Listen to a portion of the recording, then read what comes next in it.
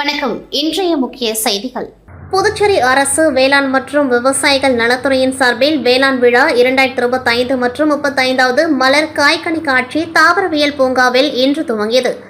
இவ்விழாவில் துணைநிலை ஆளுநர் கைலாஷ்நாதன் மற்றும் முதலமைச்சர் ரங்கசாமி ஆகியோர் கலந்து கொண்டு வேளாண் விழா 2025 மற்றும் 35வது மலர் காய்கனி கண்காட்சியை துவக்கி வைத்தனர்.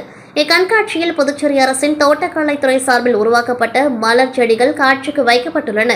இதில் 35,000க்கும் மேற்பட்ட காய்கறிகள், மலர்கள், பழங்கள் கண்காட்சியில் காட்சிப்படுத்தப்பட்டுள்ளது. கண்காட்சியை காண வரும் பார்வையாளர்களை கவரும் விதமாக மலர்களால் பல்வேறு விலங்குகள், பறவைகள் போன்று தத்ரூபமாக உருவாக்கப்பட்ட காட்சிக்கு வைக்கப்பட்டுள்ளன.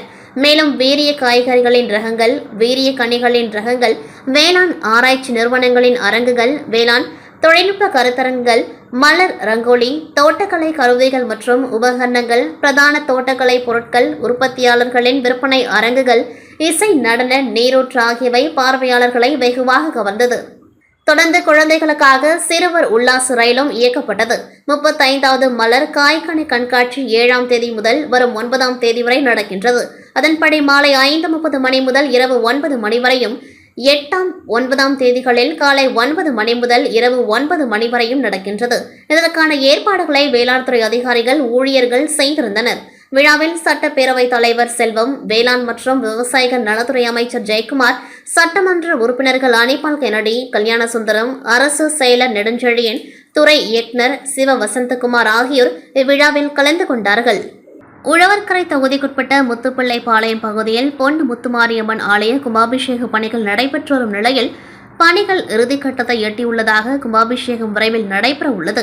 இந்த நிலையில் கும்பாபிஷேக செலவிற்காக முன்னாள் அமைச்சர் பன்னீர்செல்வம் தலைமையில் என்ஆர் காங்கிரஸ் நிர்வாகிகள் நன்கொடை அளிக்கும் நிகழ்வு அப்பா பைத்திய சுவாமிகள் ஆலயத்தில் நடைபெற்றது. இதில் முதலமைச்சர் ரங்கசாமி முன்னிலையில் ஆலய நிர்வாகியிடம் நன்கொடை வழங்கினார். இதில் என்ஆர் காங்கிரஸ் கட்சி நிர்வாகிகள் உட்பட பலர் கலந்து கொண்டார்கள். புதுச்சேரி இந்திராநகர் தொகுதி சட்டமன்ற உறுப்பினர் ஏகேடி ஆறுமுகம் பிறந்தநாள் விழா ஏகேடி கார்டன் குடியிருப்போர் நலசங்கம் சார்பில் வெகு விமர்சையாக கொண்டாடப்பட்டது.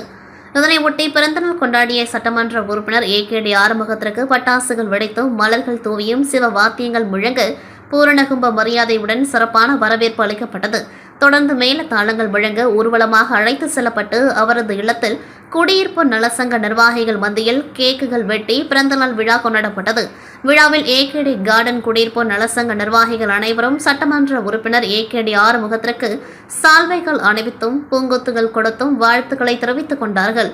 தொடர்ந்து ஜெய்ஹிந்த் ஃபவுண்டேஷன் நிறுவன தலைவர் லட்சுமி நாராயணன் நினைவு பரிசுகளை வழங்கியதுடன் 61 கிலோ மெகா சைஸ் கேக்குகளை வெட்டி கொண்டாடினர். ஜெய்ஹிந்த் ஃபவுண்டேஷன் நிறுவன தலைவர் லட்சுமி நாராயணன் அவர்கள் ஏற்பாட்டின் பேரில் நடைபெற்ற பிறந்தநாள் விழாவில் ஏகேடி கார்டன் குடியிருப்போர் நலசங்க நிர்வாகிகள் திரளாக கலந்து கொண்டார்கள். அமெரிக்காவில் வாழும் இந்தியர்களை அவமதித்த அமெரிக்காவை கண்டித்தும் அமெரிக்காவின் மீது மத்திய அரசு நடவடிக்கை எடுக்க வேண்டும். தொடர்ந்து மீனவர்கள் தாக்கப்படும்பொழுது கண்டுகொள்ளாத மத்திய மாநில அரசுகளை கண்டித்தும், ஏழை எளிய மக்களுக்கு விரோதமாக தாக்கல் செய்யப்பட்ட மத்திய பட்ஜெட்டை கண்டித்தும் புதுச்சேரி காங்கிரஸ் கட்சி சார்பில் கண்டன ஆர்ப்பாட்டம் மாதாக்கோவில் அருகே நடைபெற்றது. முன்னதாக முதலமைச்சர் நாராயணசாமி தலைமையில் நடைபெற்ற கண்டன ஆர்ப்பாட்டத்தில் சட்டமன்ற கட்சி தலைவர் வைத்தியநாதன் மற்றும் முன்னாள் அமைச்சர்கள், சட்டமன்ற உறுப்பினர்கள், மகளிர் அணியினர், இளைஞர் அணியினர் என அனைத்து பிரிவு நிர்வாகிகள் என 100க்கும் மேற்பட்டோர் கலந்து கொண்டு கோரிக்கைகளை வலியுறுத்தி கண்டன கோஷங்களை எழுப்பினார்கள். தொடர்ந்து தடுப்பு கட்டை மீது ஏறி மத்திய மாநில அரசுகளை கண்டித்து கண்டன கோஷங்களை எழுப்பினர். இதனையடுத்து முன்னாள் முதலமைச்சர் நாராயணசாமி உட்பட 100க்கும் மேற்பட்டவர்களை போலீசார் கைது செய்தனர். பின்னர் செய்தியாளர்களிடம் பேசிய நாராயணசாமி, பிரதமர் மோடி அமெரிக்கா செல்ல உள்ளார். இதேபோன்று இலங்கை பிரதமர், ஜனாதிபதியும் இந்தியாவுக்கு வருகின்றார்கள். ஆனாலும் அமெரிக்காவில் இந்தியர்கள் அவமானப்படுத்தப்படுகின்றார்கள். தமிழக மீனவர்கள் தாக்கப்படுகின்றார்கள். இதை பற்றியெல்லாம் பிரதமர் மோடி எந்தவித கவலையும் கொள்வதில்லை என்று குற்றம் சாட்டினார். மீனவர்கள் மீதான தாக்குதலை மோடி அரசோ, புதுச்சேரி ஆளும் ரங்கசாமி தலைமையிலான அரசோ கண்டுகொள்வதில்லை. மத்திய பட்ஜெட்டில் புதுச்சேரி முழுமையாக வஞ்சிக்கப்படுகின்றது. ஆனால் இந்த பட்ஜெட்டை ரங்கசாமி பாராட்டி பேசுகின்றார். ரங்கசாமிக்கு நாற்காலி மட்டுமே முக்கியம். அவர் நாற்காலிக்காக எதை வேண்டுமானாலும் செய்வார், கட்சியை கூட கலைப்பார் என்று நாராயணசாமி கடுமையாக விமர்சனம் செய்தார். முன்னாள் துணை சபாநாயகர் பாலன் பிறந்த நாளைக்கு உழவர்கரை தொகுதியில் ஏழை எளிய மாணவர்களுக்கு நோட்டு புத்தகம் மற்றும் நலத்திட்ட உதவிகள் வழங்கப்பட்டது. முன்னாள் துணை சபாநாயகரும் உழவர்கரை தொகுதி முன்னாள் சட்டமன்ற உறுப்பினருமான பாலன் பிறந்தநாளை ஒட்டி தொகுதி முழுவதும் அவரது ஆதரவாளர்கள் நலத்திட்ட உதவிகள் வழங்கி கொண்டாடி வருகின்றனர். அதன் ஒரு பகுதியாக தொகுதிக்குட்பட்ட ஜவஹர் நகர், பாவண்ண நகர் சுற்றியுள்ள பகுதிகளில் ஏழை எளிய குழந்தைகள் மற்றும் பெரியோர்களுக்கு நலத்திட்ட உதவிகள் வழங்கப்பட்டது. இதில் காங்கிரஸ் கட்சி நிர்வாகிகள், என்ஆர் பேரவை நிர்வாகிகள், பாலன் ஆதரவாளர்கள் உட்பட பலர் கலந்து கொண்டார்கள். டெல்லியில் பாஜக ஆட்சி, எம்எல்ஏக்கள் ஜான்குமார், ராமலிங்கம் தலைமையில் பட்டாசு வெடித்து கொண்டாட்டம். டெல்லி சட்டமன்ற தேர்தலில் பாஜக அதிபெரும்பான்மை பெற்று ஆட்சி அமைக்க உள்ளது. 27 ஆண்டுக்கு பிறகு டெல்லி மீண்டும் பாஜக வசமானதை தொண்டர்கள் நாடு முழுவதும் கொண்டாடி வருகின்றனர். மத்தியிலும் மாநிலத்திலும் பாஜக தலைமையில் ஆட்சியை மக்கள் வரவேற்றுள்ளனர். இதனை புதுச்சேரி பாஜகவினர் இன்று கொண்டாடி மகிழ்ந்தனர்.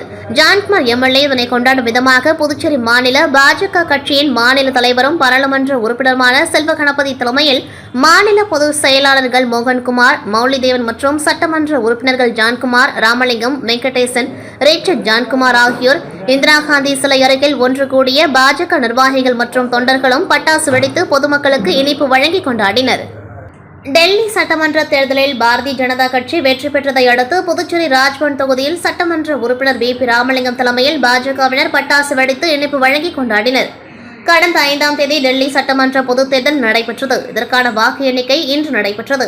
பாரதிய ஜனதா கட்சி பெரும்பான்மைக்கு தேவையான இடங்களை கடந்து முன்னிலையில் உள்ளது. எனவே டெல்லியில் பாஜக ஆட்சி அமைப்பது உறுதியாகியுள்ளது. 1993க்கு பிறகு பாஜக கட்சி தேசத்தின் தலைநகர் டெல்லியில் ஆட்சி பிடித்துள்ளது.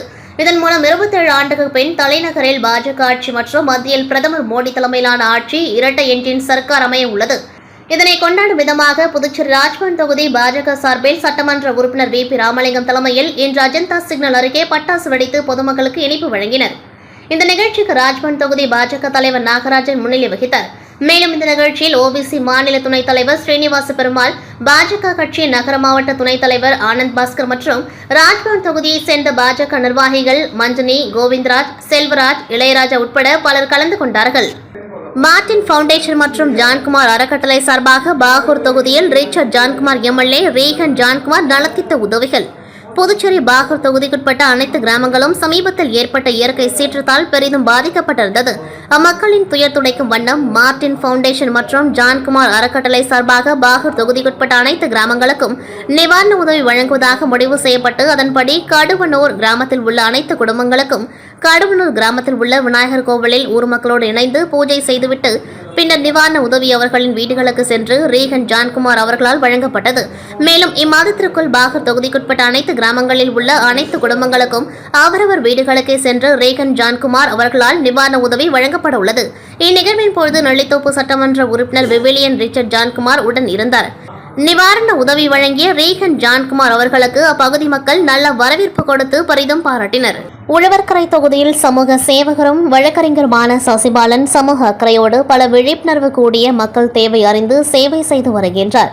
பயணம் இனிதே என்ற தலைப்பில் 6380164363 என்ற தொலைபேசி எண்ணில் உழவர்கரை தொகுதியை சார்ந்த கர்ப்பிணி பெண்களுக்கு மருத்துவமனைக்கு செல்ல இலவச பயணமாக உதவுகின்றார். உழவர்கரை தொகுதி மக்களுக்கு கட்டணமில்லாத ஆம்புலன்ஸ் சேவையை வழங்கியுள்ளார். அதற்கான தொலைபேசி எண் 8140811486. பசியில்லா உழவர்கரை தலைப்பில் தொடர்பு கொண்டால் உணவு வழங்குகின்றார். அதற்கான தொலைபேசி எண் 7200326035. உழவர்கரை பசுமையாக ஆக்குவதற்காக இலவச மரக்கன்றுகளை வழங்குகின்றார். அதற்கான தொலைபேசி எண் 8778383604.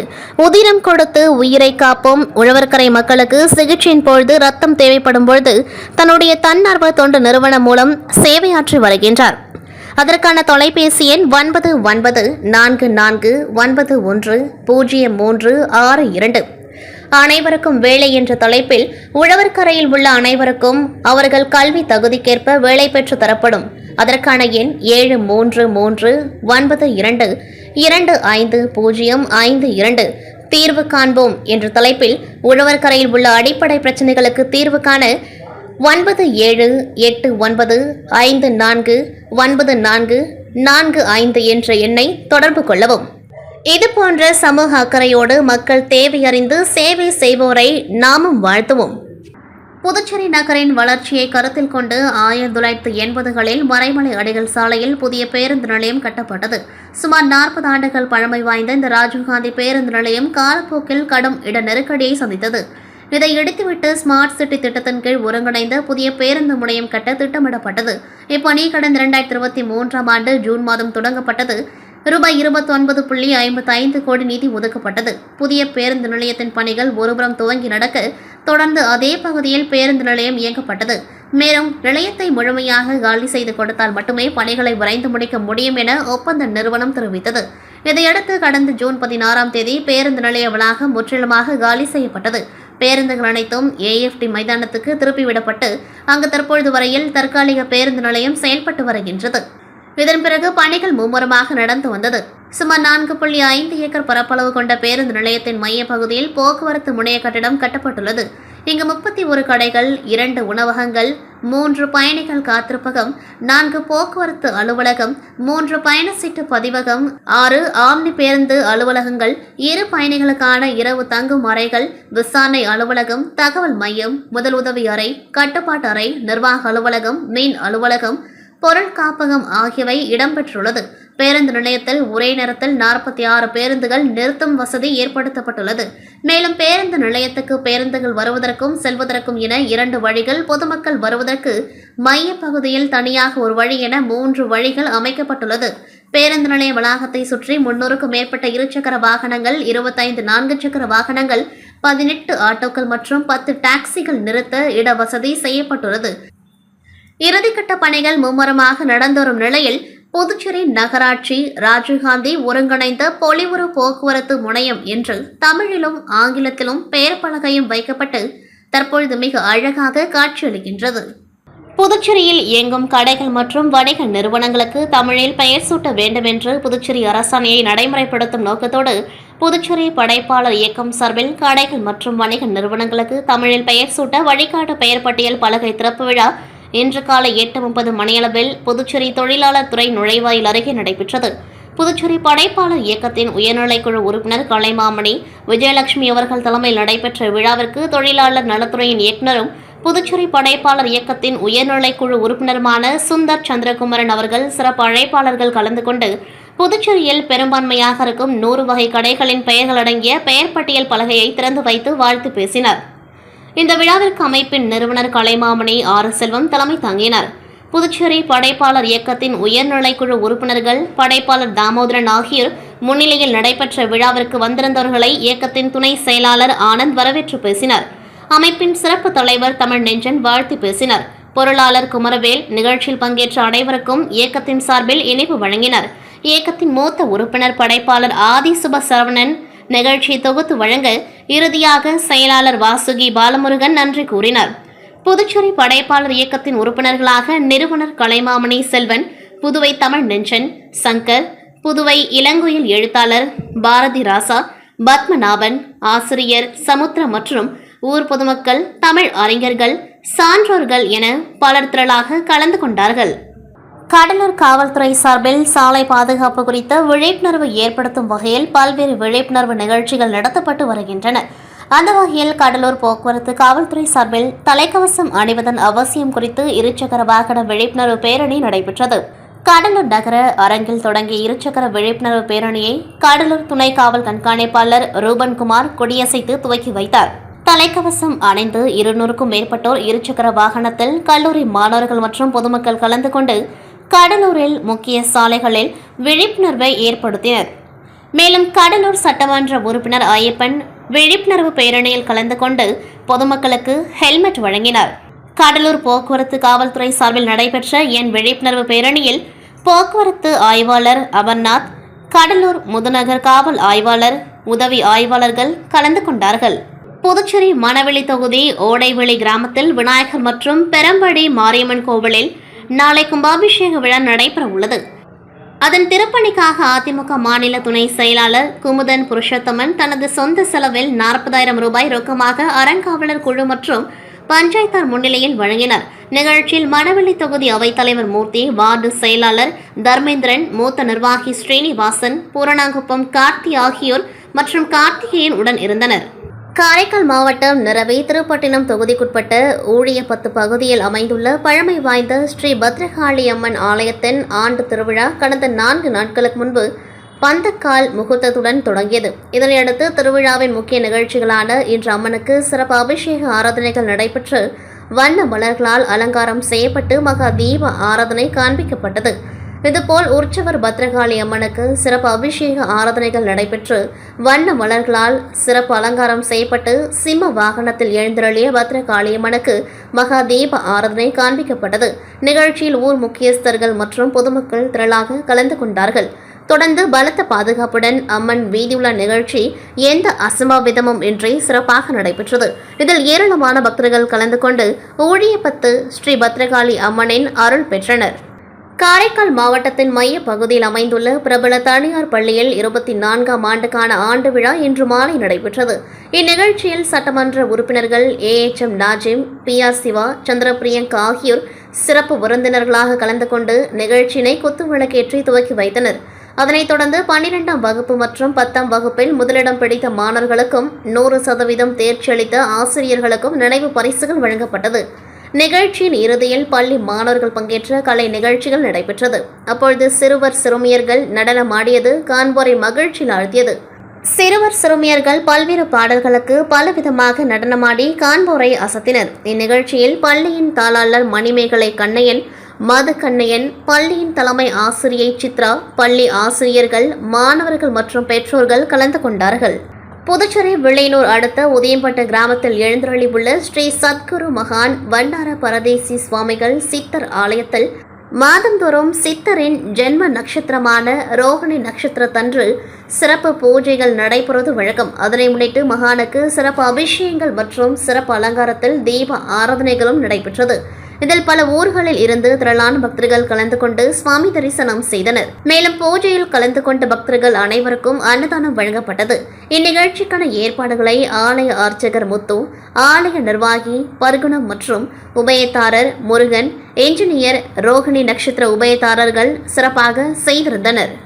புதுச்சேரி மாநிலம் வில்லையனூர் கொம்யூன் கூடப்பாக்கம் பகுதியில் அமைந்துள்ள அருள்மிகு ஸ்ரீ நாகத்தம்மன் ஆலய 34ஆம் ஆண்டு உற்சவத்தினை முன்னிட்டு கடந்த வியாழக்கிழமை கொடியேற்றுதல் மற்றும் காப்பு கட்டுதல் நிகழ்ச்சியும், அதனைத் தொடர்ந்து நேற்று வெள்ளிக்கிழமை முக்கிய நிகழ்வாக அம்மனுக்கு அபிஷேக ஆராதனையும், கரகம் புறப்படுதல் மற்றும் கூழ்வார்த்தல், அன்னதானம் வழங்குதல் நிகழ்ச்சியும், மாலை காத்தவராயன் சுவாமிக்கு கும்பம் படைத்தல் நிகழ்ச்சியும் நடைபெற்றது. தொடர்ந்து சுவாமிக்கு மகா தீப ஆராதனை காண்பிக்கப்பட்டது. இதில் திரளான பக்தர்கள் கலந்து கொண்டு சுவாமி தரிசனம் செய்தனர். அதனைத் தொடர்ந்து இரவு அம்மன் வீதியுலா மற்றும் கேளிக்கை நிகழ்ச்சி ஆகியவை வெகு விமர்சையாக நடைபெற்றது. இந்நிகழ்ச்சியில் தொகுதியின் சட்டமன்ற உறுப்பினரும் ஆதி திராவிடர் நலத்துறை அமைச்சருமான சாய் ஜே சரவணகுமார், பாஜக மாநில செயலாளர் ஜெயக்குமார் ரெட்டியார் ஆகியோர் சிறப்பு அழைப்பாளராக கலந்து கொண்டு சுவாமி தரிசனம் செய்தனர். தொடர்ந்து ஆலயத்தில் முதல் மரியாதை செய்யப்பட்டது. நிகழ்ச்சியின் இறுதியில் விழாவில் கலந்து கொண்ட பக்தர்களுக்கு அன்னதானம் வழங்கப்பட்டது. நிகழ்ச்சிக்கான ஏற்பாட்டினை கூடப்பாக்கம் கிராமவாசிகள் வெகு சிறப்பான முறையில் செய்திருந்தனர். புதுச்சேரி ரெட்டியார்பாளையம் மரியல் நகரில் அமைந்துள்ள அருள்மிகு ஸ்ரீ அன்னை மகாலட்சுமி ஆலயத்தின் 21ஆம் ஆண்டு திருவிளக்கு பூஜை நடைபெற்றது. அதன்படி இந்த ஆண்டு நடைபெற்ற பூஜையில் காலை அம்மனுக்கு சிறப்பு அபிஷேக ஆராதனைகள் நடைபெற்றது. தொடர்ந்து முக்கிய நிகழ்வான திருவிளக்கு பூஜையில் 150க்கும் மேற்பட்ட பெண்கள் கலந்து கொண்டார்கள். முன்னதாக அம்மனுக்கு சிறப்பு பூஜைகள் நடைபெற்றன. பின்னர் மகா தீப ஆராதனை காண்பிக்கப்பட்டது. அதன் பின்னர் நடைபெற்ற திருவிளக்கு பூஜைகளில் ஏராளமான பெண்கள் கலந்து கொண்டு சுவாமியை வழிபட்டனர். இதற்கான ஏற்பாடுகளை ஆலய நிர்வாகிகள் செய்திருந்தனர். இத்துடன் செய்திகள் நிறைவடைகின்றது. நன்றி, வணக்கம்.